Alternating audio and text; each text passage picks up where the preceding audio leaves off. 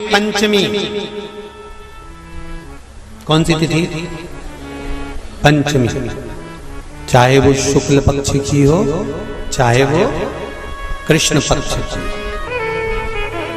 शिव महापुराण की कथा कहती है आपको सुख अनुभव हो जाए।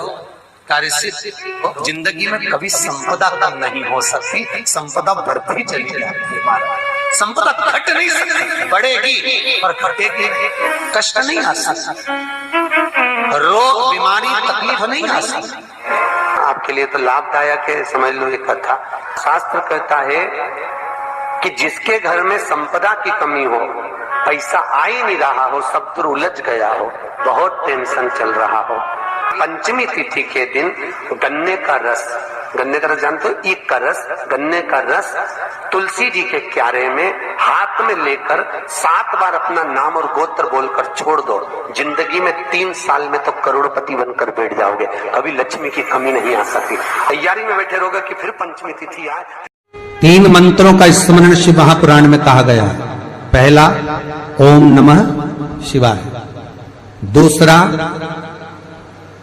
मार्कंडू जी के पुत्र मार्कंडेय, मार्कंड के पुत्र मार्कंडेय, मार्कंडेय जी की उम्र थी मात्र 12 वर्ष जीवित रहने की, पर पिताजी ने कह दिया था कि तू शंकर का भजन कर, तू शिव का स्मरण कर। अगर तूने शंकर का भजन करा तो यह पक्का है कि अकाल मृत्यु वो मरे जो काम करे चंडाल का, काल उसका क्या बिगाड़े जो भक्त हो महाकाल का। काल का हरण करने वाला एक ही हो सकता है, वो महाकाल हो सकता है, उसके सिवा कोई नहीं। मार्कंडेय जी से कहा तेरी उम्र 12 वर्ष की है, केवल 12 वर्ष।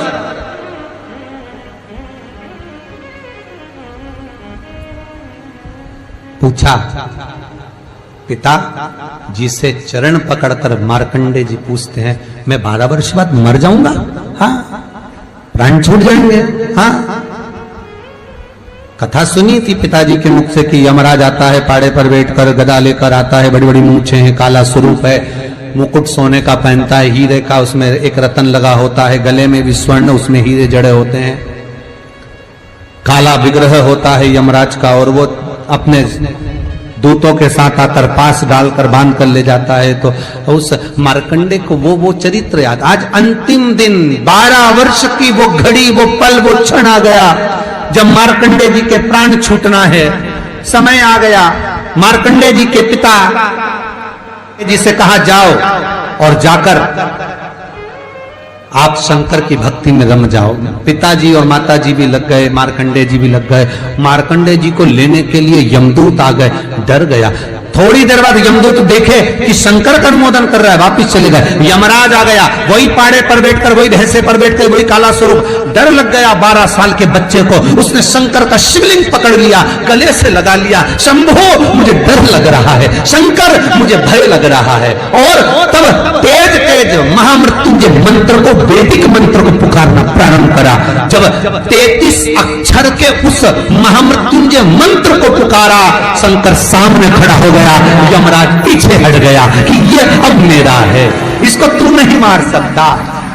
वो 33 अक्षर के मंत्र का उच्चारण जब उस मार्कंडेय जी ने करा, देवता जान गए कि इस मंत्र की मूलता क्या है। पहला मंत्र ओम नमः शिवाय, दूसरा मंत्र जम के बोलो महामृत्युंजय मंत्र, और तीसरा मंत्र वही श्री शिवाय नमस्तुभ्यम। ध्यान दीजिएगा, मंत्र के 3 क्रम है, वैदिक, तांत्रिक, शाब्दिक। मंत्र के 3 क्रम है। तीनों मंत्र देख लीजिए, तीनों का क्रम देख लीजिए। महामृत्युंजय मंत्र वैदिक मंत्र, इसको जब ब्राह्मण जपता है, कुशा का आसन बिछाकर, मौन रहकर, घट की जिह्वा से जपता है। अगर याद नहीं रहता तो भी धीमा धीमा बोलता है, तेज नहीं। महामृत्युंजय का जाप, अनुष्ठान, सामने कलश स्थापन कर कर प्रेम से 1100, 11,000, 1,25,00,000 अनुष्ठान किया जाता है। ओम नमः शिवाय का जाप चलते फिरते किया जा सकता है। श्री शिवाय नमस्तुभ्यम शाब्दिक मंत्र है। इस मंत्र का प्रयोग के लिए ना आसन की जरूरत है, ना तब साधना की जरूरत है। जब जप रहे हो शंकर साक्षी। हाँ, कोई रोग आ गया, कोई बीमारी आ गई, कोई कष्ट आ गया, बहुत भारी आ गया, तो महामृत्युंजय का स्मरण शंकर की साक्षी में होना चाहिए। वो 33 अक्षर का महामृत्युंजय मंत्र, वैदिक मंत्र, शिव की साक्षी में। पर दुनिया के लोग आज वो चिल्ला चिल्ला के उस मंत्र का स्मरण करते हैं, वो श्रेष्ठ नहीं है। नहा रहे हो, सोचादि कर्म में जा रहे हो और वो डब्बा लगा दिया,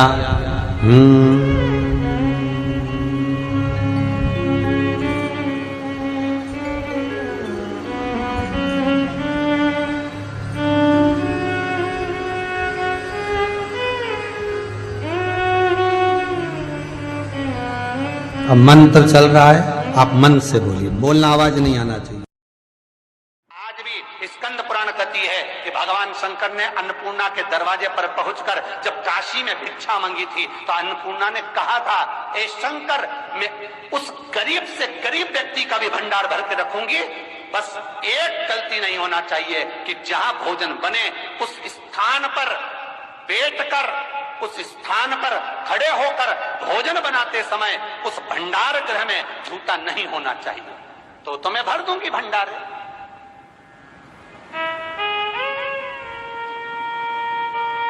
जिस प्लेटफॉर्म पर खड़े होकर माताएं भोजन बनाती ना, सब्जी बघारती, वहीं पे हाथ में लेके चख लेती।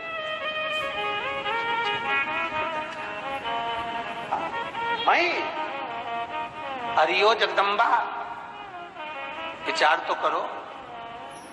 भले तुम भगवान को भोग नहीं लगा रही, पर पति तो परमेश्वर है। भले तुम भगवान को भोग नहीं लगा रही, पर पति तो परमेश्वर है। पति के लिए कहा परमेश्वर, मतलब भले भगवान की तुमने सेवा नहीं करी, भले अर्चना नहीं करी, भले पूजन नहीं करी, पर पति तो परमेश्वर है। सब में ही तो वही समाया। घर में जो सास रहती है वो भी तो मां है, जो पिता रहता है वो भी तो बद्रीनारायण है। महाराज फिर क्यों चक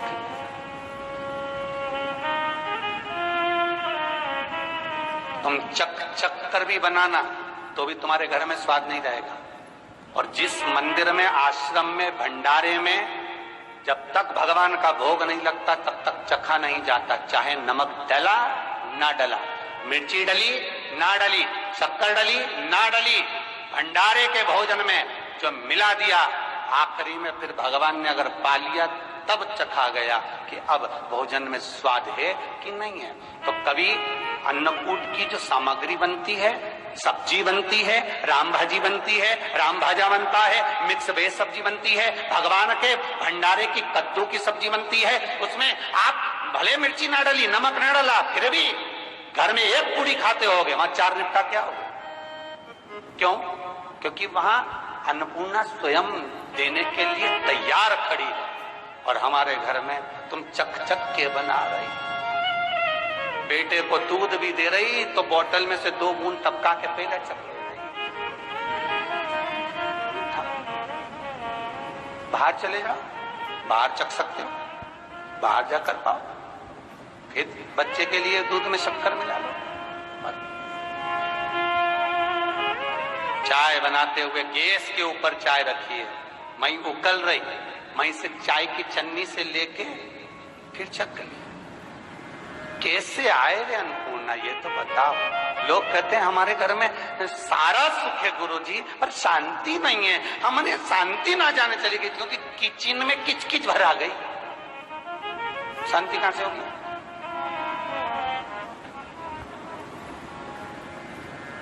वहां इतना किचकिच भरा हुआ है, प्रेम, करुणा, वात्सल्यता, स्नेह, समर्पण समाप्त हो।